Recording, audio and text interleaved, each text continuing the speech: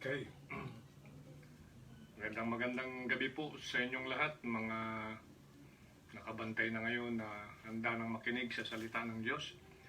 Purihin po natin siya at pasalamatan ng malalim mula sa ating mga puso dahil ito pong pagkakataon nito ay pagtitiwala ng ating Panginoon at wala po tayong pwedeng may reason na anuman na hindi makinig, kundi ito ay dinagdag po sa atin at nanatili po tayong safe and blessed with so many blessings kahit paano po ay nakakaraos tayo.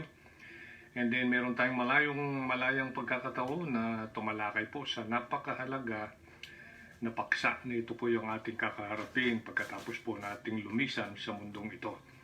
Dapat po sa pamagitan ng mga katotohanan nito, ako po ay nananalangin na sana ito'y maging hamon at maging sabihin po na natin warning din po sa mga mananampalatayang na tulad natin upang lalo natin may paghanda ang ating mga sarili dahil po kaiba po yung ating kakaharapin dahil ito po yung talagang hindi nagbiro, inalay ang kanyang buhay, bagaman siya ay napakataas na Diyos.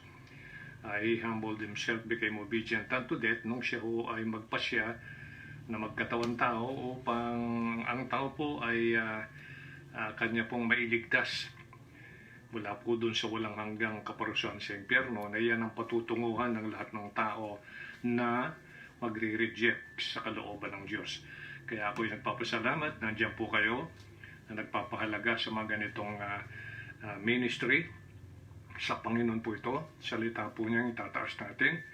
Ayan po natin ang Banal na Espiritu ang mangusap sa atin. Sana ho ay masigla ang ating pakiramdam. At tiyakin po natin pagpilitan na makaparinig ng maayos, avoid any distraction, pagkat po ito ay ang Panginoon po ang mangungusap sa atin. Ako po ay labasan lang po ng kanyang salita at ating babasahin at ating pahayag dito upang mangusap po sa ating lahat. At napakahalaga po ito. Kaya ako po ay nagpapasalamat sa inyong mga walang sawang panalangin. Pero magkakaroon po tayo ng pagbabago ng schedule by next week, Lord willing. Ito pong Bible study natin ito ay magiging Martes na po. Opo. Magiging Martes na. Yung pong Miyerkules nating live stream ay magiging Huwebes po yun. Magiging Huwebes po yun. At tuloy-tuloy din po yung linggo natin, of course, sa umaga. Habang tayo po binibigyan ng pagkakataon ng Panginoon ay 9:30 po tayong magtipon-tipon.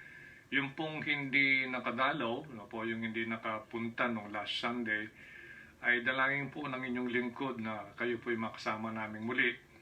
Dahil wala naman po tayong malaking may dadahilan sigurado.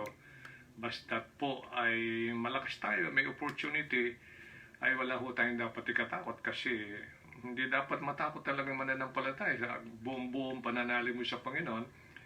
Hindi naman natin pwedeng may excuse kung magkasakit ako, tagal na po natin sinasabi yan. Pag nilob ng Diyos, may sakit, magkakasakit ang isang tao, kahit anuman ang kalagayan niya, malusog, malakas, athletic, whoever he is or she is, no, ay mangyayari yun. At walang makakapagtutol. Kung ayaw mo nang magkasakit, binigyan ka ng sakit ng Panginoon, meron ba tayong magagawa? So, ang dapat po natin ditong panghawakan, yung katotohanan, siya po lahat ang magpapasya. Ang hinahanap po niya, ang tinitignan, yung kalagayan ng ating isip at puso. Willing ba tayo na gawin yung kanyang kalooban? Ano man ang mangyayari? Wala tayong dapat ikatakot kasi whether we like it or not, habang nabubuhay tayo physical, ay makakaranas ka ng sakit. Mamamatay. Lilisan sa mundong ito. Kung Kristiyano kang totoo, langit ka. At kung hindi naman, impyerno ka lang. So, kaya nga po ang Panginoon ay gumagawa ng marami pang paraan. Yung opportunity na tulad nito, na gaya ng sinasabi ng Galatians 6:10, ang lahat namang Kristiyano ay tinatawagang pansin, habang may opportunity, let us do good unto all men. Yan ang ating mga kapwa na ang applicable na law dyan, yung law number 2, commandment number 2, love thy neighbor as thyself. So, yung una, of course, palagi sa Diyos yun. Walang dapat papalit doon. Or else, ay nire-replace mo ang Diyos, gumagawa tayo, lumilika ng sarili nating God, O Lord. Diyos ang po ang tawag yan sa Biblia. Kaya sa pagkakataon pong ito, lahat po tayo ay Yumuko pang manalangin, hingin po natin ang basbas ng Panginoon, paglilid ng Espiritong Banal. Panginoon namin Diyos sa dakila, maraming salamat po sa mga nakarang araw. Kahapon, nagpapasalamat kami sa mga salita mo na ipahayag, pamagitan ng live streaming. At salamat po sa presensyang patuloy at pagtuturo, paglilid ng banal mong Espiritu. At salamat din po, Panginoon, sa iyong availability. Salamat sa walang sawa mong pag-alala sa amin sa araw-araw, oras-oras. Inilalaan mo yung kailangan, lakas, pangangailangan, proteksyon. Kahit paano ay nagiging safe pa kami. Although ang dami pong pumapanaw sa iba't ibang panig ng mundo na biktima po ng itong so-called na COVID-19. But kami ay nananatili pong kahit paano ay safe at least ito mapayapa. At maluwag ang aming pakikirini at pag-aaral at pakikinig ng iyong salita sa oras na ito. Sana po pangunahan mo kami, mangyari po ang iyong kalooban, may taas ka, maluwalhati ka, at palagi po ang aming Panginoong Jesucristo ang mag-isentro ng pag-uusap na ito. Thank you, Lord, sa iyong biyaya at kahabagan. At nananatili po kaming may pagkakataon tulad nito para po ay matutunan. Marami pa kaming malalaman na mga bagay hindi namin natutunan in the past. May mga i-reveal ka sa amin, mga bagay na hindi namin nakuha sa mga nakaraan.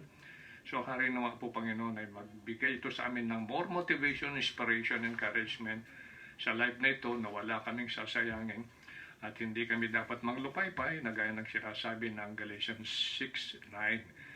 Kundi habang may opportunity, kasi may lakas pa kami, may pagkakataon, maayos pagkaisipan, maayos ang kalusugan, ay gawin na po namin ang nararapat. Baka bigla kang darating ay hindi po handa ang mga individual na mananampalataya at hindi nagawa yung dapat gawin sa pinagkatiwala mong mga oportunidad, ay siyempre po nalulungkot ka rin dito, pero kailangan po ay umiral ang katwiran pagharap namin sa judgment seat of Christ. So I bless mo po ang bawat isa at sana po ay igawad mong patuloy ang bendisyon ng iyong Banal Espiritu at pangunguna, at help us, Lord, to do thy will. In Christ's name we pray.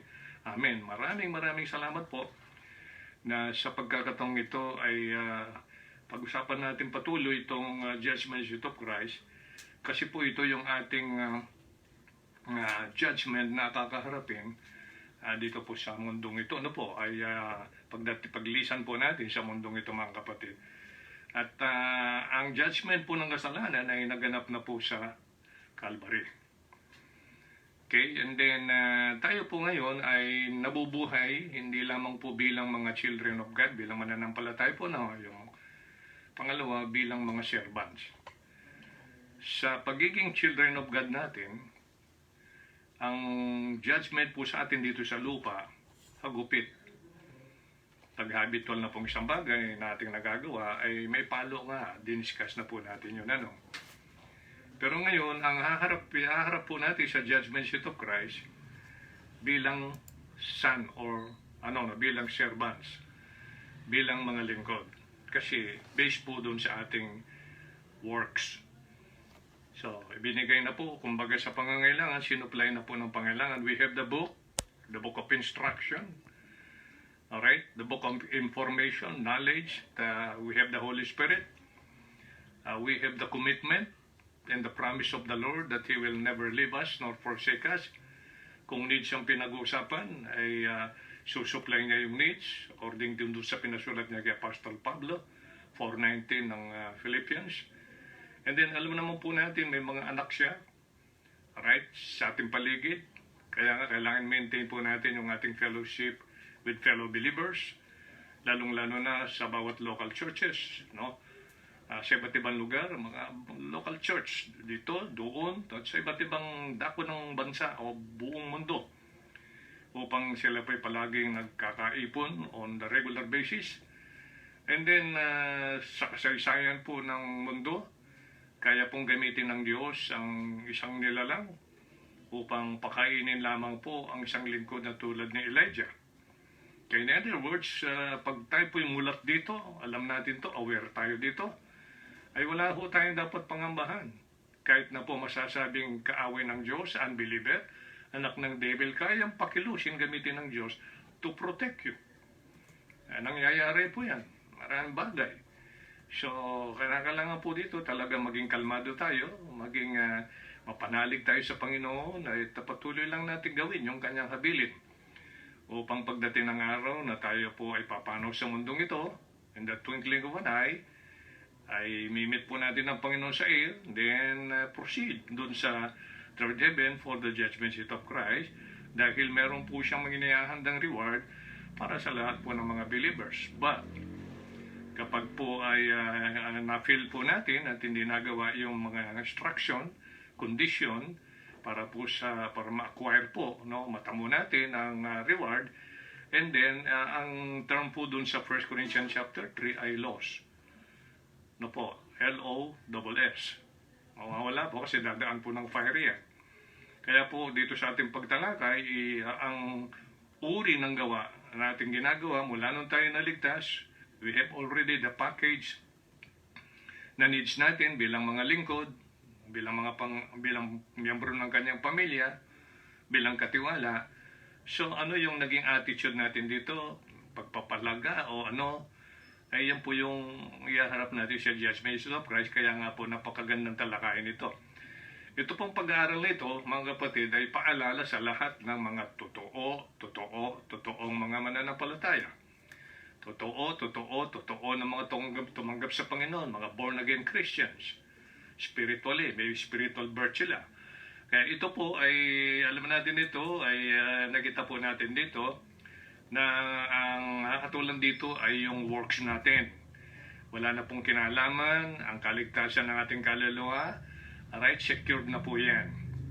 Kaya po bilang servants, related na tayo doon sa ating Panginoon, kasi siya yung Panginoon, kaya tinanggap mo siyang Panginoon, pero dahil may servant, no?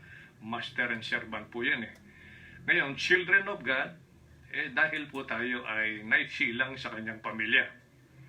Yan po yan eh. Kaya ngayon, katiwala bilang kabilang sa kanyang pamilya, kabilang sa kanyang tinatawag po nating business, kasi may boss, alright, may mga co-laborers, no? Yun ang mga empleyado, baba ng masters, no? Ng boss. Merong pinagkakatiwala ng iba't ibang posisyon. Kaya ginamit po yung term na stewards. Para po yung mga nung panahon ng earthly ministry ng Panginoon ay nagbibigay siya ng mga parables, ay merong mga certain na kanyang pag-aari, ay meron siyang itatalagang katiwala, ang tawag doon ay stewards. Paglingkod, umiiral po yung pagiging Panginoon ng Panginoon, master siya. Kaya hindi pwedeng mataas ang lingkod sa master. Kaya ito po yung mahalagang maintindihan natin bilang mga Kristiyano. Alam ko po, nakikinig kayo ngayon, napakaganda ugaliin ninyo yung nagte-take note. Kaya, pag tayo nagtitipon sa simbahan, nakikita ko po yung mga nagte-take note. Tuwa po ako. Naidala-dalang notebook, nagsusulat. Pag inugali ho ninyo yan, hindi po kataka-taka, makikita ko yung magiging bunga niya sa life ninyo. Nagmamature kayo, magiging masaya, at hindi kayo nadadala ng anumang klaseng problema.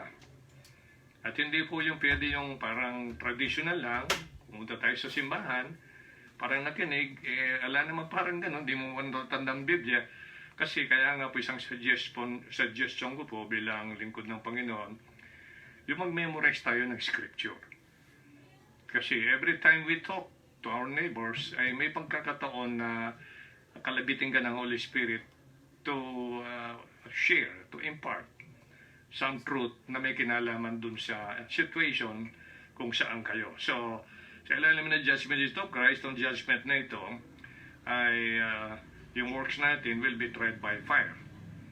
So, iuuriin po kasi yun. Kung kaya sunugin ng apoy, malulusaw.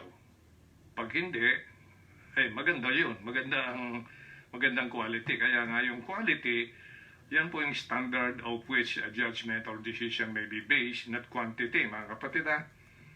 Kasi pag quality, talagang ito totoo talaga, mataas ang uri nito. Kung bilang lang quantity, not necessarily lahat na yon ay mataas na uri. Sana. Kaya hindi ko mo ikaw ay maraming nagagawa, pero karamihan ay hindi po galing sa puso, natangay ka lang, nahila, o wala kang magawa. Ganun lang po, no? So, nahihila ka lang ng mga kagrupo. So, the sword of a believer in Christ work is upon trial. Yan po yung ating uri. Anong uri yun, no? Napag-usapan po natin ang gold. Ang pinakabuod po nito, dapat sa bawat kilos natin, bawat decision making natin ito, bawat sa mga pinaplanong gawin, at ito talaga ay buo ang isip, buo ang puso, kasi ang pagmamahal sa Diyos, kasi kailangan kilalanin mo yung pinaglilingkuran na Diyos siya. Kaya sa Kanya nakaukol po yung commandment number 1, mahalin ninyo ang Panginoong Diyos ng buong puso, buong kaluluwa, buong isip, buong kalakasan. Kaya sa Kanya po yun eh. Kaya pag ang attitude natin ng paglilingkod, pahapyaw, para lang paminsan-minsan, parang napipilitan, ay sa palagay nyo ang uri ng gold? I don't think so. So yan po, doon po yung pinakabuod niya, ang uri ng paglilingkod. Kinikilala mo ba na ang Panginoong Jesucristo bilang Panginoon, Master ng buhay mo, ay paglingkuran mo na hindi siya mataas o kapantay mo lang, parang body-body lang, ganun ba yun? Kailangan ho ay nag-ahari sa ating spirit, sa life natin, ang kaisipan at puso na itong pinaglilingkuran mo, Master ito, Lord ito eh. Kaya sinasabi natin lahat na yung mga Kristiyano, tinanggap natin ang Panginoong Jesucristo bilang ating Panginoon at tagapagligtas, di ba ganon? So kailangan umiral po yung kanyang pagiging Panginoon. Kailangan ang Panginoon sa Biblia ay God. Sabi ng Psalm 100 verse 1. Yung God ay Lord yun. Kaya hindi mo po yung pwedeng mapaghiwalay. Huwag kayong maniwala patangay doon sa mga nangangaral na si Kristo ay tao lang. Sabi naman ng ibang grupo, maliit na Diyos. Yan. So, kaya hindi kata-kata makikita po yung sa attitude. Kung ganoon, although sa sinasabi natin, paniwala natin, marahil meron sa atin, naniniwala si Kristo ay Diyos, pero yung attitude, ganoon din ba? Kaya pagdating sa paglilingkod, kasi yung paglilingkod natin, yung works natin, yan po yung iharap natin sa judgment seat of Christ bilang mga tunay na Kristiyano. Gold, alright. Yung silver naman, ito ay nakasentro dun sa redemption. Redemption price po kasi. Price of redemption to. Sa Old Testament, yung kaugalian. So, halimbawa, pupunta sa gera. Kinakailangan bago pumunta ng gera, baka may time kung mamamatay ka dun sa laban, meron na po silang price of redemption. Ano man mangyari doon, ay redeem siya. Okay? Nakuha po ninyo. So ngayon, ang application naman sa atin, sa panahon natin ngayon, ay ito po yung desire, nais, burden ng heart mo, at gumagawa talaga ng effort na every time you talk to somebody, na sinasabi mo ang tungkol sa katubusan, kaligtasan ng kaluluwa, sinasabihan mo, pinapaliwanag mo, basta yun ay talagang loob, galing sa puso, galing sa isip, you have the effort, alright? At sinabi mo, naglalagay ka po ng silver dun sa heaven. Balang araw kasi yan ang dadatnan natin. Kahit po yung tao, masabi natin na hindi pa ho siya nagpa-shot that moment. But at least you have the true heart, effort, para masabi mo sa kanya kung sino yung Redeemer, kung sino yung Savior, bakit kailangan niya ngayon. Alright, so marami ka ng paliliwanag through the Scripture. Kaya nga, napaka-importante makaalam tayo ng marami Scriptures to back up yung ating sinasabi hinggil sa ating Panginoon, hinggil sa salvation, hinggil sa Calvary, hinggil sa dugo niya, hinggil sa pag-ibig at marami pang bagay. The more you memorize Scriptures, the more you learn from the book of the Lord, ay the more na magbibigay ka ng maraming liwanag sa tao para maging persuasive, convincing yung iyong sasabihin at wala ka na doon, no? Wala ka na doong sasabihin natin pananagutan because winarningan mo, sinabi mo kung anong kailangan, nasa kanya na po yun. So you have that effort. Silver po ang katumbas nun. Pag ang Kristiyano, parang alam na dyan, siya'y tinubos, wala naman siyang interest, wala sa loob niya na magsabi ng to someone, kaibigan, whether yung kaibigan, kamag-anak, katrabaho, ka-classmate, wala kang effort ng ganun, hindi ka kasi nagiging prayerful, dapat sana ay palagi ugaliin ng Kristiyano. Kung kayo nag-aaral, kayo mga estudyante, kayo mga nagtatrabaho, always establish yung good testimony, friendship, spirit of friendship. And then yung goodness. Kailangan ay makuha mo yung lugo ng mga tao na ikaw ang Panginoon talaga nagwo-work sa life mo. At ang kalooban niya, hindi mo na ito pwedeng kasi merong isang kalooban ng Panginoon na ito yung malimit nakakaligtaan ng mga professing Christians. Ano yung pastor? Siyempre, ito yung directive will. May tinatawag na perfect will, walang pwedeng makasagkanon. Pag sinabi ng Panginoon ang isang tao na mag-reject sa kanya, impyerno, yun talaga yun. Walang makakapag-reverse nun. No? Pag siya'y namatay na hindi niya tinanggap ang alok na Panginoon, yun. So, meron naman tinatawag na directive will. Pag ito ay dinidirect ka ng Panginoon kay Kristo, na siya'y paglingkuran mo, pagtiwalaan mo, paniwalaan mo, at you refuse, binayolate mo yun, yung directive will niya. Maging ang Kristiyano, pag sinabi ng Panginoon, as we have therefore opportunity, let us do good unto all men, and you refuse, you fail to do that, you violated that will. Kaya napakalaga po ng directive will. Pag sinabi niyang not forsaking the assembling of yourself, directive will po yun. Mahalin mo ang iyong kapatid, nagaya ng iyong sarili, directive will po yun. Kaya marami pong directive will dito when it comes sa salita ng Panginoon na nag-uutos, nag-i-instruct. Okay? So, pinaalam na po ng Panginoon sa atin ang ating kinakaharap na we are now considered, declared in the Bible as servants. Kaya ang servants ay tinitignan yung kanyang works. Karapat-dapat ba siya nabigyan ng reward na yung binigyan siya ng 5 magiging doble? Or binigyan ka lang ng isa, binaliwala mo pa, and then meron ka pang babayaran doon. Binigyan ka na, pinagkatiwalaan ng isa, kahit isa lang, hindi mo man talagang win-work out yun, hindi mo tinrabaho bilang servant. So ano ang in-expect mong reward? Ano ang in-expect natin? Na pag nakaharap natin yung Master, yung Lord, alright? So ano yung harap natin? Ganun po yung principle sa judgment seat of Christ. And then, ito po yung isa na dapat natin pagtuunan ng pansin.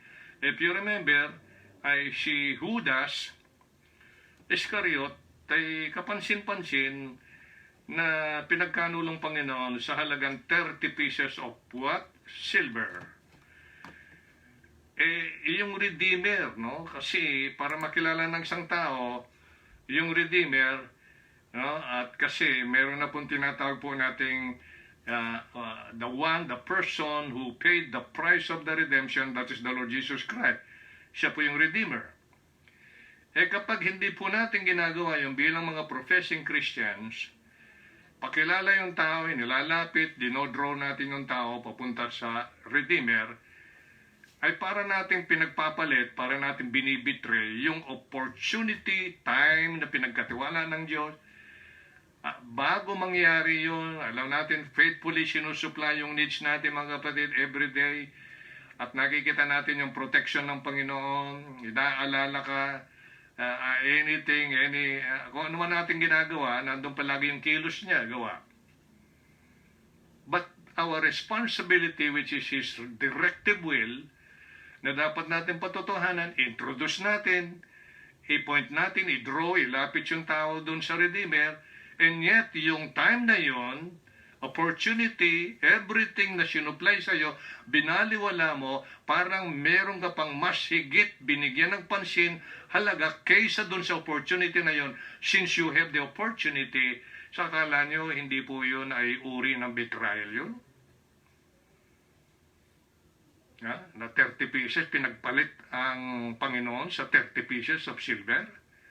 Na instead yung tao ay makuha yung atensyon niya, doon sa Redeemer ay walang taong nagpakilala kundi hindi sila kumibo, si si Judas, ito yung kanyang hiniling eh. Kaya masaklap po, no? Actually talaga, kaya nga po nangyari yon. Kasi nga yung silver, yan ay price of redemption. 30 pieces of silver very specific yung term, ano? Ngayon, ang gusto ko po matalakay natin mga kapatid, sa gabing ito, yung ikatlong uri ng gawa na magiging kauri ng gawa natin sa araw-araw since we got saved. Ito ay precious stones. Yan, the precious stones. Alors, dito sa precious stones, obviously, ito yung letter C natin sa ilalim ng short, ano, A, B, C, no? So, yung number, right? Yung A natin sa ilalim po ng short, yung gold, yung B, silver. Ito yung letter C po natin, mga kapatid. Ito ay precious stones. Ang precious stones are obviously makikita nyo sa screen, people. Every person, okay? Every person, we win. Pag win, ay talagang nagprofess ito, nagdesisyon. Every person, we win to Christ for soul salvation, ay nagsisilbi po ito na jewel. Is a jewel in our soul winner's crown. Ano po yung soul winner's crown? Ang tawag po dyan ay crown of rejoicing. Crown of rejoicing. So basahin po natin yung 1 Thessalonians 2:19 and 20. I repeat, the precious stones are obviously people. Tao yan. So sa ating kalagayan, tao po ang ating iwiwin dito kasi may kaluluwa yan eh, na binalutan lang ng body. May spirit yan, yung spirit yun ang nauugnay sa Diyos, while the soul, yun ang nauugnay sa kapwa. While yung body, yan po ang nauugnay sa lupa. Nakuha nyo? Ulitin ko yung pong spirit ng tao, kasi tripartite being yung tao, yun ang nauugnay sa Diyos. God is a spirit. Kaya yung magsamba sa Kanya, sabi ng John 4, ay sambahin siya sa spirit and in truth. Kaya yung truth, yun ang salita ng Diyos, na dinefine sa John 6:63, ang aking mga salita, they are spirit and they are life. Very clear. Yung soul, yan po yung pakikipag-ugnay natin sa kapwa. Kung sino ka, yan ang motion mo. Seat of emotion na tinatawag. Yung body, yan po yung nauugnay sa lupa. Physical yan. Kasi kaya ka nakakatuntun dyan sa lupa, dahil meron kang physical na lupa. Kaya ka nakakahawak ng mga bagay dito sa lupa, dahil may lupa ka. Lupa ka, no? Para maintindihan mo natin yun. Pag napunta ka sa isang lugar na allergy yung body mo, nagre-reflect po dyan. Kaya nasa lahat po yan. Yung tinitake natin na physical na pagkain, ang naapektuhan ho dyan, yung ating body. Wala na akong kaugnay sa soul yun, ano? Kaya, napakagandang pag-usapan to. The precious stones are obviously people. Every person we win to Christ for soul salvation is a jewel in our soul winner's crown, crown of rejoicing. Pansinin ninyo yung wording ng 1 Thessalonians 2:19 and 20, mga kapatid. Ito yung statement ni Paul na pinasulat ng Holy Spirit. Ano sabi ng verse 19 ng 1 Thessalonians 2? For what is our hope? So, ang salita nito naka-address sa mga believers dun sa Thessalonica. What is our hope or joy? Or crown of rejoicing? Ano? Sabi niya. Anong aming pag-asa or kagalakan or crown of rejoicing? Are not even ye, tao pong kausap in the presence of our Lord Jesus Christ when? At His coming. At His coming. For ye, yan naman, inulit na naman yung ye, kayo, you are our glory and joy. Mga kapatid, napakahalaga po talaga na love thy neighbor as thyself. Kaya nga po yung Galatians 16, yun talaga yung pinakadiwa niya yun.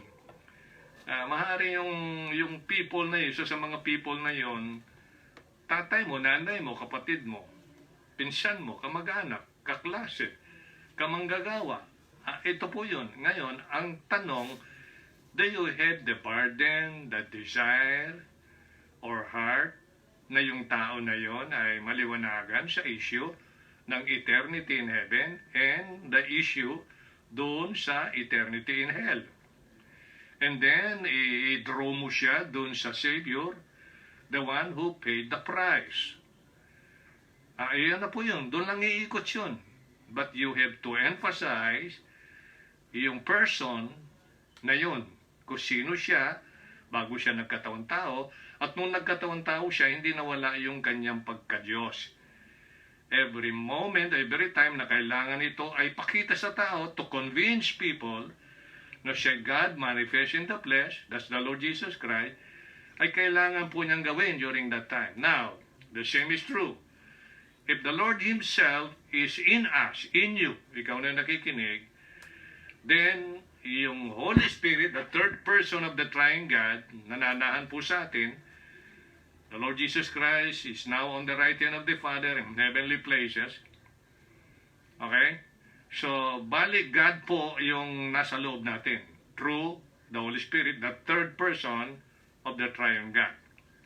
Now, ang kailangan po natin dito ay makikita talaga yung work ng Diyos sa life natin according to Philippians 2:13. Very clear po yung Bible. It is God which worketh where? In you, both to will and to do of His good pleasure. Alam naman natin, pag nagkaroon ng faith yung tao, okay, kasi faith cometh by hearing and hearing by the word of God, yun lamang ang moment na magkakamapiplis yung Panginoon sa tao na yon na iyong binalita sa Kanya, alright, the person who paid the price of redemption. The Savior, yung God na nagmanifest in the flesh, who died for our sins. Alright, He was buried. The third day, He rose from the dead. And He will be back again. Ganun lang po ito. Kaya will, yan po yung will, naka-involve dito yung will ng Panginoon and your will to obey or disobey. It is God which worketh in you both to will, right, and to do of His good pleasure. Philippians 2:13. Maganda pong talata iyon na dapat maalala ng lahat ng Kristiyano.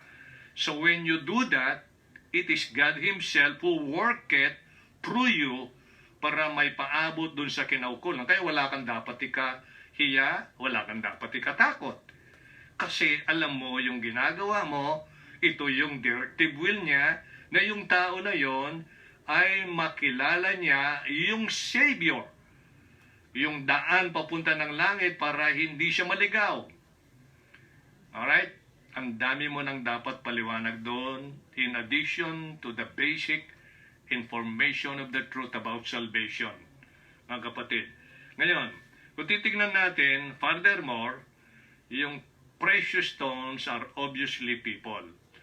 So, ang involved dito, crown of rejoicing. Soul winner's crown ang tawag dyan. Kasi nawin ni Apostle Paul ang mga ito eh. Malakay 3:17. So, Malakay, alright, Malakay 3:17. Yan po yung huling aklat ng Old Testament na ang huling salita po niyan ay curse. The last word sa Old Testament books ay curse. Pagdating mo ng Galatians, aklat ng Galatians 3:10, ang curse po natin na siya po ang Panginoong Jesucristo. Kaya nawala yung curse natin nung tanggapin natin siya. Kuha nyo? Lahat ng tao na hindi pa ho kumikilala sa Panginoon, paano naman magkikilala kung walang kibo ang mga Kristiyano tulad natin? Hello? Paano makikilala ng tao kung hindi kumikilos ang lahat ng Kristiyano all over the world? para po habang may opportunity ay let us do good unto all men. Yun lamang ang pangunahing kabaitan pwede mong magawa. Additional na lang yung something you give, yung smile mo, yung time mo, at effort mo with the powerful prayer na nilaan po natin sa Diyos. Sabi ng Malakay 3:17, and they shall be mine, saith the Lord of hosts, in that day when I make up my jewels. Have you noticed that? Jewels po ng Panginoon ang turing niya dun sa mga kanya. And I will spare them as a man spared his own son that serveth him. Napakaganda po ng talata, no? Alright, precious stones, pakatandaan nyo, people po yan. Ayun, ano ang heart mo sa kapwa mo? Yan. Pagdating ng Proverbs 31 verse 10. Proverbs 31 verse 10. Nakikita dito sa screen, correct? Who can find a virtuous woman? Naku, masarap pag-usapan yung virtuous woman. No? Kaya kayo po mga kalalakihan, sana din meron din mga virtuous man. No? Siyempre din pag may virtuous woman, may virtuous naman. No? Napakaganda pag-usapan po yan. No? Kaya kayong mga kababaihan, ay ito alaanan nyo ng time, basahin yung Proverbs 31. Kasi ito din i-describe yung isang uri ng babae na virtuous woman na ibigay ng Panginoon sa isa ring matapat na Kristiyano. No? So kung ang iniisip mo kalagayan mo bilang babae, batay sa Biblia, masasabi bang virtuous woman ka? Okay? Ngayon kasi, nais ng Panginoon, mailaan ka dun sa person you deserve. Kasi pag yung lalaki, nadala tayo dito, no? Kasi pag yung lalaki kasi, talaga nakikita ng Panginoon yung heart niya, yung puso niya, kaya yung burden niya, yung nasa heart niya na gustong gawin para sa Panginoon, nakasentro yun. I do believe, bibigyan siya ng right woman fit sa kanyang buhay. Wag lang pairalin yung flesh. Kasi pag pairalin ng flesh, kinukuha yan sa outward appearance. Okay? Mali yun, hindi ho yun. Alright, punta tayo dito, baka mapalayo tayo. Proverbs 31 verse 10. Who can find a virtuous woman? Pansinin niyo, ano yung kanyang price? For her price is far above rubies. Kumbaga sa kuwan, yung presyo nito ay mas mataas pa sa mga tinatawag nating mga, anong tawag dito? Mga stones, iba't ibang uri ng stones, so alahas o whatever, above rubies. Kaya po yung ating nakita rito, no? Zechariah 9:16. Ito po yung mga talata na nagpapatunay ng tao po ay tinuturing na yan ay precious stones. Zechariah 9:16. Kaya pag ikaw ay nakapag-win ng isang magandang ugali na gaya ni Cornelius, chapter 10, verse 1, na lalaki at merong ganun din na ugali ng babae, ay nako, yung kanyang price yan ay above rubies. Pag na-win mo yan. Okay din naman, ma-win mo naman yung walang, kumbaga sa kon, anong tawag kasi, walang ka-jewel, sabi nilang ganun, ano? May price din naman yun. Isang precious stone din yun. Kaya lang, hindi lang kauri ng tulad ng mataas sa rubies. Ano kaya mataas sa rubies, ano? Zechariah 9:16, and the Lord their God shall save them in the day as the flock of his people, for the people, God's people, for they shall be as the stones of a crown. I love that. Stones of a crown. Mga kapatid, napansin ninyo dito, tao na mawiwin mo magiging anak ng Diyos. Pag-aari na ng Diyos, sabi rito, for they shall be as the stones of a crown. Na ibig sabihin, yung crown, na gaya ng soul winner's crown, crown of rejoicing, Kasi pag rejoicing, you remember yung Luke 15, alright, verse 7 and 10, di ba? Nagkakaroon ng joy sa langit dahil sa isang makasalanang nagsisisi. Bakit siya nakapagsisi? Marahil merong isang tulad mo na nagpatuto sa kanya, na talagang pinag-pray mo siya, andun yung burden mo desire, hindi mo tinantanan hanggang maliwanagan sa issue na yon, nagpasya. Oy, napakaganda nung naibigay natin sa langit, joy. Over the 99, sabi ng Panginoon. So, ang wika dito, for they shall be as the stones of a crown lifted up as an ensign upon his land. Ang ganda, no? 1 Peter chapter 2, yan. Basa lang tayo ng basa rito, maintindihan natin to. Sulat ng sulat, para lalo tayong ma-encourage to win more souls. Precious stones sa mga yan. 1 Peter 2, 3-5. 1 Peter 2, 3-5. So ito ay napakagandang na mapag-usapan sapagkat, mga kapatid, ito yung ating kakaharapin after we will leave this earth. Iiwanan yung body natin dito, halos yung araw-araw nating gastos nauukol sa body na ito, di ba? Di ba? Kung gusto mo yung spiritual life, ito lang, kain ka ng kain ng salita ng Diyos. Gawin mo yung kalooban ng Diyos ayon sa guidance, direction ng Holy Spirit, spiritual po yun. And then, kung halimbawa yung tao gusto mong maligtas, spiritual po yun. Ang kwan mo dyan, ang score mo dyan. And then, at the same time, halimbawa, meron kasi mga individual Christians ang ginagawa kapag sila ay nag-ipon. Meron sila, halimbawa, nagtatrabaho ng ganito. Nagsisave sila ng pera. Dahil nagkaroon sila ng burden sa mga kaluluwa, sila ay nagpo-purchase ng mga gospel tracts or bumibili ng pira-pirasong Biblia, ibibigay dun sa kanilang prospect. Kuha nyo isang paraan, maraming paraan.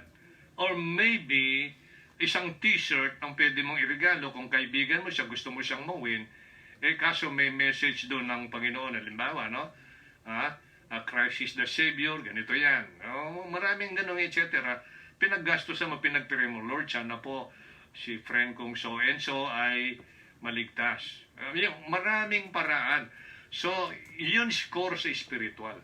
Ngayon, kung masipag ka magtrabaho, sige, gamitin mo na yung time ng Panginoon, nag-earn ka nga, marami kang kakainin. Pero anong nangyari sa kinain natin, bukas, ilalabas mo na.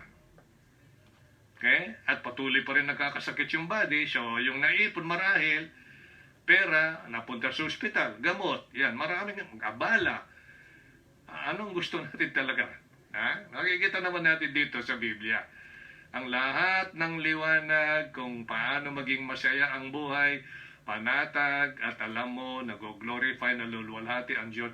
Yun dapat sana ang priority ng lahat ng mga totoong professing Christians. Ito, if so be that you have tasted that the Lord is gracious. You agree with that? The Lord is gracious. Amen. Verse 3 yan.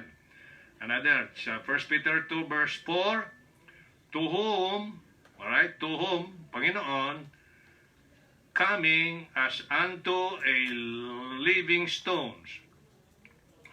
Living stones, disallowed indeed of men, but chosen of God and precious. So itong ating Panginoon, naman natin na magkatawang tao ito, ay dinescribe na siya ay gaya ng living stones. Pero sa kabila na siya ay living stones, disallowed siya, ni-reject. Okay? Disallowed indeed of men, but chosen of God. Pinili ng Diyos yun eh. Kaya nga yun ang Isaiah 42:1, siya yung elect, precious. Precious yan. Kaya nung pagtanggap mo sa Panginoon, alright, you receive the price of redemption. Alright, nakuha mo yung heart ng langit na sila ay nag-rejoice dahil naligtas ka. Nabilang ka sa pamilya ng Diyos at registered sa Book of Life ng Panginoon in heaven. Kaya wala ka ng pangangambahan. After death, talagang welcome ka dun. Bakit? Registered na yung name mo dun eh. Ito kasi yung hindi naiisip ng mga Kristiyano. Ito kasi yung hindi nabibigyan ng priority sa kanyang thought. Kaya ang kanyang thought ay dito sa lupa, ganito ganyan, ay nako, hindi ho yan. Hindi ka, karagdagan lang, sinabi na ng Panginoon, daragdag lang yan. Daragdag. Pero ngayon, kung sa paraan natin, ay ginagawa natin to, salungat pa rin do sa directive will niya, ay malimit ho dito problema. Sasaper ka, malungkot ka, abala, mag-aabala ka pa ng iba, kung kulang yung pera, maghihiram ka. O yung mga tinangka mo, pinaghirapan, pinagpaguran, pinagpawisan, isasanla mo, kaya ibebenta mo na sa murang bilang, ay halaga. So yan po yung magiging consequence ng lahat ng bagay kapag hindi ho natin inuna ang Panginoon sa buhay natin. Lahat po naman talaga yan may iiwan dito sa lupa. Kaya ngayon, ang verse 5 yung na maganda. Kayo, sabi niya, mga believers po ito, you also as lively stone. Kita nyo? Kita mo, pag nawin mo yung tao, nagkaroon ka ng isang precious stone, na yan ay ilalagay dun sa crown, sabi ng Zechariah 9, verse 16. Alright? Sabi niya dito, you also as lively stones are built up a spiritual house and holy priesthood to offer up spiritual sacrifices acceptable to God by Jesus Christ. Kaya nga po yung sacrifice natin, halimbawa yung body natin, ito yung temple ng Holy Spirit, very clear po yan. Right? 1 Corinthians 3, Romans 5:5, 1 Corinthians chapter 6, 19 and 20, both with the price, ang wika ng Bible. Kaya ito po ngayon, mga kapatid, when we present our bodies, a living sacrifice, holy acceptable unto God, which is our reasonable service, may score ka. Kaya dito po yun, you also as lively stones are built up a spiritual house and holy priesthood to offer up a spiritual sacrifice acceptable to God by Jesus Christ. Pansinin ninyo mga kapatid yung Daniel 12 verse 3. Daniel chapter 12 verse 3. Ito po, yung dito tayo magtatapos. Medyo maikli tayo ngayon, pero ay mapag-usapan po natin dito at saka isang verse pa. Meron akong note and then another verse. Daniel 12:3. Sa pagkatandaan po natin yung precious stones, people po ito. Huwag nating maliitin yung sino mang kakilala mo o nalalaman mong tao. You are and we are bilang professing Christian responsible to win them. Directive will ng Panginoon yun. Ngayon, lahat ng pangangailangan natin to win them ay hawak na natin. We have the presence of the Holy Spirit, our Lord and Teacher, the Comforter, the Strengthener, the Reminder, the Guide, the Leader. And then we have God's people around us. That's why ang God's people, the children of God, ay inatasan na huwag nilang i-forsake ang pagtitipon.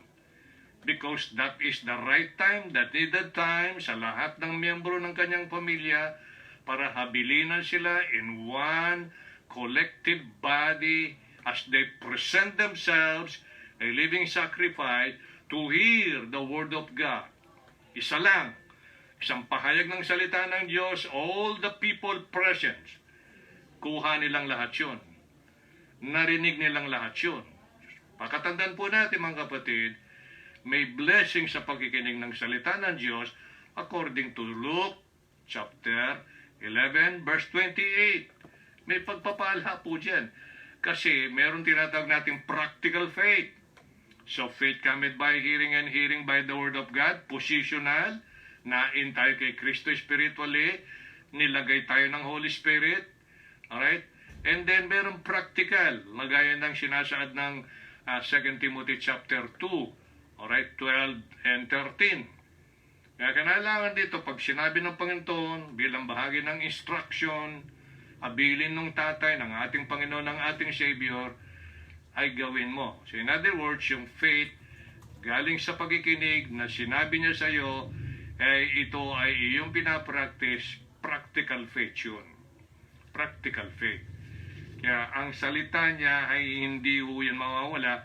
Batay doon sa ating pag-obey, nakikinig ka kapatid, sa mga salita niyang ito, directive will mostly sa life natin, yan po yung kakaharapin natin sa judgment seat of Christ kasi yung naging resulta ng ating, whether yan ay disobedience or obedience dun sa salita niya, batay na rin sa John 12:48, yan ang haharapin natin sa judgment seat of Christ. Kasi kung anong uri ng works doon, kung halimbawa yung works natin hindi naman taos sa puso, parang natangay lang, yan ang pag-usapan natin dito sa wood, yung pang-apat na uri ng gawa, nakauri ng wood, hay, at saka stubble. Yan ang pag-usapan natin sa Tuesday. Yan, sa Tuesday yan 6:15.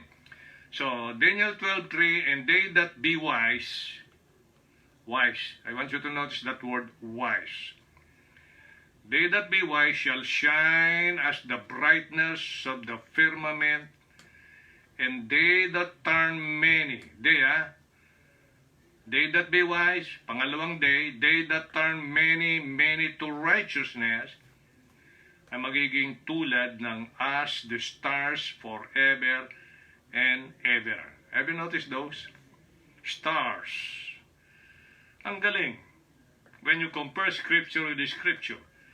Ngayon, I have a note here and then last verse, babasahin natin, pansinin natin yung note ko. Nandyan sa screen. Because soul winners were not ashamed. Gaya na sinasabi po ng Romans 1:16, for I am not ashamed of the gospel of Christ, for it is the power of God unto salvation to them that believe. Alright, ulitin natin yung note. Because soul winners were not ashamed to proclaim the glorious gospel na binabanggit ng 2 Corinthians 4 verse 4, 1 Timothy 1:11, Christ, glorious gospel of Christ yan, they may be rewarded, nilagyan ko po ng phrase na may be rewarded as superstars in heaven. Hindi ka nahiya, hindi ka natakot, buo sa loob mo, tanggap mo kung anong mangyari, magresulta, hindi ka magko-complain. Okay, kaya yan ang Philippians 2:13. Work out your own salvation with fear and trembling. Kaya after nung verse 13, verse 14, do all things without murmurings and disputings. So ang ganda po ng mga talata when you are aware of those, you know those, memorize them, ito napakaganda. Pag ikaw po bilang individual na professing Christian, ikaw po ay tinalaga ng Diyos as soul winner. But being a soul winner is one thing. But to practice that profession na pinagkatiwala ng Diyos is another thing. When someone, a soul winner, saved, believer in Christ, ay hindi po niya winork out yung profession na yon na binigay ng Panginoon, then how could you win soul? Kasi yon ay nilaan para mag-win ka ng soul, kasi yung precious stones, mga tao yan, kaluluwa yan. Kaya kung gusto mong mata mo yung crown of rejoicing, the soul winner's crown, kasi doon lang po napapasyahan, natutuwa ang Panginoon unang-una. At the same din na sinabi naman dito sa Daniel 12:3, and they that be wise shall shine as the brightness of the firmament, and they that turn many to righteousness, kasi dati unrighteous sila, naging righteous sila. Alright? Nagaya ng mga stars forever and ever. So, sa isang banda, pwede kang matawag na superstar. Bakit? Talagang yun talaga yung nakasentro sa life mo Hindi ka mapakali.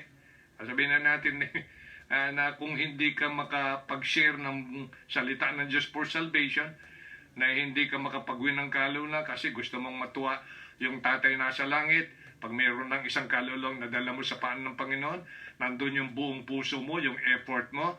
Hey, mga kapatid, natuwa mo ang Panginoon. Sa akala mo, susuklihan ka ng Panginoon ng mapait, napatuwa mo ang langit. Ang langit, sinasabi niya, mga angels pa dun eh. Maraming magpapatotoo, pagdating ng judgment seat of Christ, ang mga angels na nagalak dahil doon sa kaluluwa na talagang with your wholehearted effort to win that person, pinag-pray mo, humingi ka ng Panginoon ng power and wisdom, na mawin mo siya, may effort ka, gumawa ka ng paraan, wala, hindi mo tinantanan, nawin, natuwa ang Panginoon. So sila po'y nag-isilbing mga stars sa buhay mo. Kaya dito mapapansin natin, mahalaga po ito. They may be rewarded as superstars in heaven. Last verse, Proverbs 11 verse 30. Proverbs 11:30. The fruit of the righteous is a tree of life. Gaya ng tree of life. Ibig sabihin nun, no? Para dalawa lang ito yung similitude na yan eh. Like at saka yung as. Yung gano'n. Yung mga dalawang term na yun. Nalintulad sa tree of life. The fruit of the righteous is a tree of life. Righteous ka, nagwing ka ng kaluluwa. So, ang sabi ng Biblia, napakaganda rito, may mga stars kang natatamo. Parang yung school nila Angel, yung School of Tomorrow. Pag sila ho ay pumasa sa kanila pong pace test, meron ho silang tinatanggap na star, ilalagay ho dun sa kanilang, anong tawag dito, progress paper, no? Record, no? Makikita ko yung star kanila. Nakalagay po yun, yung goal nila. Yun, progress report, no?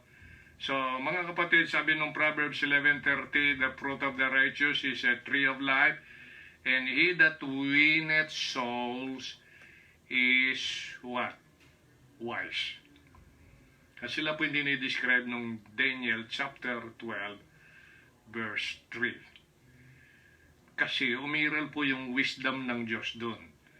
And you know, pagdating po natin ng 1 Corinthians, just remember this verse na ito, sa 1 Corinthians chapter 1, last verse, may last verse ako kanina, no? Meron akong bonus, no? Chapter 1 ng 1 Corinthians verse 24. Tandaan natin ito, 1:24. Kaya every time you pray, always ask the Lord na bigyan ka, filled you with His wisdom and power. Kasi yun lamang po ang magiging way para magawa mo isang bagay para sa kanyang pangalan, honor, and glory. Kasi yun po yung dinidesire mo. Lord, pwede ho bang bigyan niyo ako ng wisdom at power sa araw na ito, magawa ko po yung kalooban mo, kahit paano naman po ay maluwalhati ka. Yan. But unto them which are called, yung tinawag, both Jews and Greeks, yung mga Gentiles, Christ, the power of God and the wisdom of God. Have you noticed that? Kaya yan po yung kailangan ng Kristiyano sa prayer niya. Oh, every moment of your life, whenever you pray, always ask the Lord wisdom and power. And then under the guidance of the Holy Spirit, our teacher. Kasi po yung magbibigay ng power yan. You shall receive power after the Holy Ghost shall come upon you in Acts 1:8. Mga kapatid, ano po yung magiging reaction natin dito? Pagdating dun sa pangunahing tatlo na yon, nakauri po ng mga gawa na pagdumaan sa apoy, hindi ho yan malulusaw. Okay? So, ang ibig sabihin po nun, mga kapatid, meron pong katapat na rewards yan. Ang rewards in the form of crowns. Kasi, yan po yung isusuot natin sa millennium. Kasi, ang pinag-uusapan po doon, governing sa millennium. Meron po tayong kahalubilo doon na manggagaling naman sa tribulation period na sila yung binabanggit ng Matthew 24, right, na verse 13. He that endureth unto the end shall be saved. Yan po yung sa tribulation period yun. Tayo ang nag-endure sa cross, yung ating Panginoon, para i-work out niya po yung salvation natin, para hindi na tayo ang magwo-work, magbabayad, siya na po. Just think about that. Siya na po. And He did. Kaya kung tunay mong pinapaniwalaan yun with all your heart, talagang matatouch po yung puso mo. Mararamdaman mo yung softness ng heart. Especially the spirit of humility, meekness, and lowliness in heart. Wala kang may paghahambog, wala ho tayong may pagmamataas. All we have to do ay samahan natin ang Panginoon bilang kanyang mga co-laborers, 1 Corinthians 3:9, para gawin po yung kaluluwa kung saan inalay ang kanyang buhay. He died for all, not only for you, for me, for them also, yung mga unbelievers. So every time na nagkaroon po tayo ng kilos at galaw, dahil ito'y utos ng ating Ama, ating Panginoon, ating Savior, then nangingibabaw po yung kauri ng gawa na yon ng gold. And then dahil po ang laman ng ating isip at puso, you know that God manifest in the flesh in the person of the Lord Jesus Christ, ay inalay ang kanyang buhay para sa lahat. He died for all. Sabi ng Biblia, ulit-ulit po yan. Tasted death for every man, sabi ng Hebrews. And then ang kailangan naman po natin, magkaroon tayo ng concern habang may opportunity. Ganyan po kaganda yung mga talata when you know them. Pag-uugnay-ugnayin mo, parang po yung crossword puzzle, and then you see the whole picture. The beauty of the whole picture. Kasi sa bawat kaluluwa ay nagpapaligaya sa Panginoon. Pagkakait ba natin yon? Mga kapatid, pagkakait mo ba yun sa Panginoon? Yung ligaya na yon, yung joy na yon. Ako'y naniniwala, kung totoo ka ligtas, hindi mo'y pagkakait yun. Therefore, ang ipanalangin mo sa Panginoon from now on, dahil ang haharapin natin, judgment seat of Christ, sana makagawa ka ng ganun.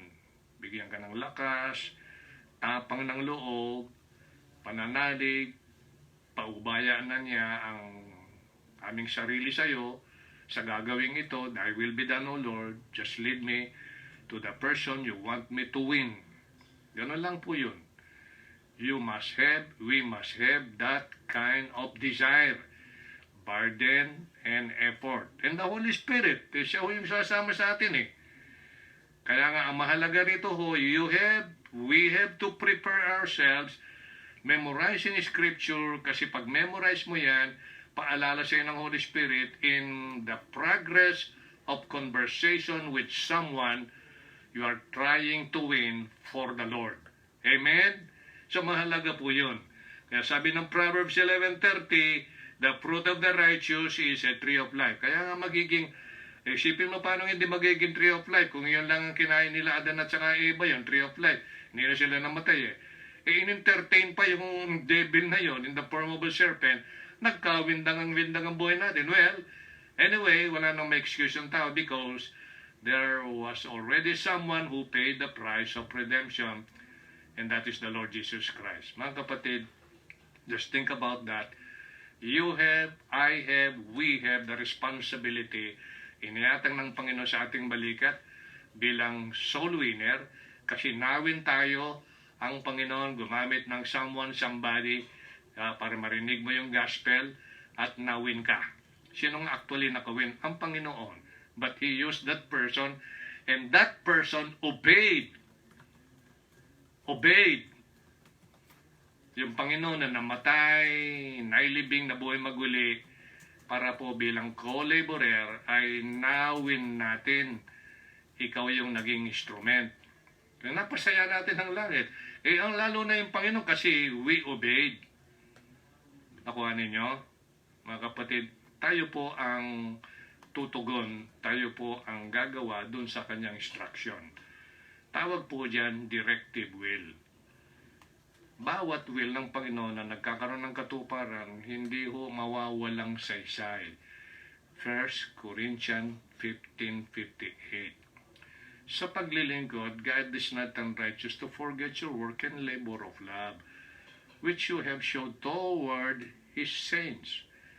Kaya nga yung Galatians 6:10, napapansin ninyo yung especially unto the household of faith. Kaya pagka ikaw Kristiyano, pinagpapala ka ng Panginoon, huwag kayong maging maramot. Hindi na kailangan meron pang magparandam, meron pang magpilit. Hindi ho, kusa ho yung hinahanap ng Panginoon dyan. Kaya wag ho. Hindi yung gagawin nating isang bagay para tayo palakpakan, o gagawin nating isang bagay para tayo magpa-impress. Huwag mo nang gawin kasi hindi matutuwa ang Panginoon doon. It is between you and God. Kung ano yung leading ng Holy Spirit, just obey. Kasi katiwala tayo eh. Ang kailangan lang natin dito ay bigyan ng glory yung ating Panginoon. So sana ay na-bless po tayong lahat. Ako na-bless po ako dito dahil sa mga talata po na ating pinasyalan dito at binasa, nakikita po natin ang pangungusap ng Holy Spirit. Sa linggo, kayo mga kapatid namin sa Magnified Bible Truth Baptist Church, 9:30, tipon-tipon tayo, and then yung night natin na live stream. Tapos sa Tuesday, next week, tutuloy natin po ito. Kasi magiging Tuesday yung Friday. Wala nang Friday. So meron pong enough preparation ng inyong lingkod, ng inyong mga lingkod, yung Friday and Saturday. Dahil marami din po mga hinaharap na bagay na may kinalaman din po sa ministry. Po? At ito po yung pakikipagnayan, nagpipray din po, you spend a lot of time in praying.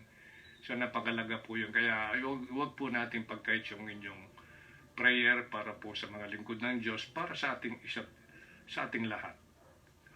Helping together by prayer, 2 Corinthians 1:11. Manalangin po tayo. And again, really appreciate your reactions, your prayer, the time you have given to the Lord to hear His word. It is blessed. May blessing po sa pakikinig. Panginoon namin Diyos at dakila, maraming salamat sa nailaan mong oras, gabay, patnubay ng Espiritong Banal. Tanggap po namin katotohanan, without you we can do nothing. Kundi lang po sa iyong biyaya, hindi po kami ganito. Because of your grace and mercy, nananatili po kami nakapreserve, nakakapagpatuloy, recipients ng iba't iba mong pagpapala, protection, safety sa araw-araw, and the freedom na may lahat po pamagitan ng live stream ang iyong salita. Huwag nawang magsawa ang iyong mga totoong mga anak. May mga kaluluwa pa sanang maligtas, dakil ang Diyos. Sana lahat po ng mga binhi ng katotohanan ng ito na naipahayag pamagitan ng ganito pong ministry, tumimo ng malalim sa bawat puso upang ito ang magbunsod ng mga binhi na yan hanggang ito'y lumago ng lumago at yung kinaukulan na nagkaroon ng maraming binhi na ganito, in-expect mo na magkaroon ng fruit sa kanyang life habang ginagampanan po namin ang napakahalagang katungkulan na ito ay heavenly na mga gawa. Ang tawag mo dito, heavenly vision. Heavenly vision. Gusto mo yung lahat ng tao mapunta ng langit. Dapat makilala ka nila. Dapat matanggap ka nila, lalo na po yung ginawa mo rin, yung payment. Para sa ganoon ay wala ho kaming may paghambog na gaya ng iyong pinasulat sa Ephesians 2:9. In other works, lest any man should boast. Salamat po, dakilang Diyos, sa time na aming ginamit pagsalu-saluhan ng iyong salita para may taas pong iyong katotohanan, may paliwanag ang mga bagay na nais mo pong bigyan ng importansya, priority ng lahat ng iyong mga anak na karinig ng mga salita mong ito upang habang may opportunity, gawin namin po ang iyong kalooban. Thank you Lord sa pag-ibig mo. Thank you Lord sa mercy, sa grace, sa presence ng iyong Banal Espiritu. Salamat po sa aming mga kapatid na nagpipray po sa isa't isa. Naglalaan ng time na hindi po nagko-complain, hindi nagmomor, at nagiging content hanggang sa kasalukuyan, masayang naglilingkod, masayang nakikinig sa iyong salita. Lagyan mo po, Panginoon, ng deep desire at ng Kristiyano to continue present our body as a living sacrifice, holy, acceptable unto Thee, which is our reasonable service. Maraming salamat po. Pagpalain mo po lahat ng mga nakinig ngayon. Thank you, Lord. We are looking forward for more opportunity like this.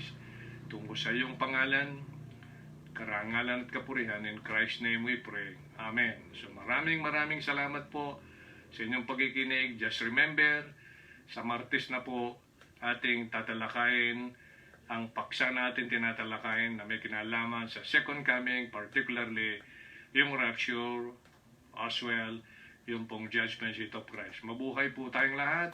Purihin natin ang Diyos. God bless you all. Good night.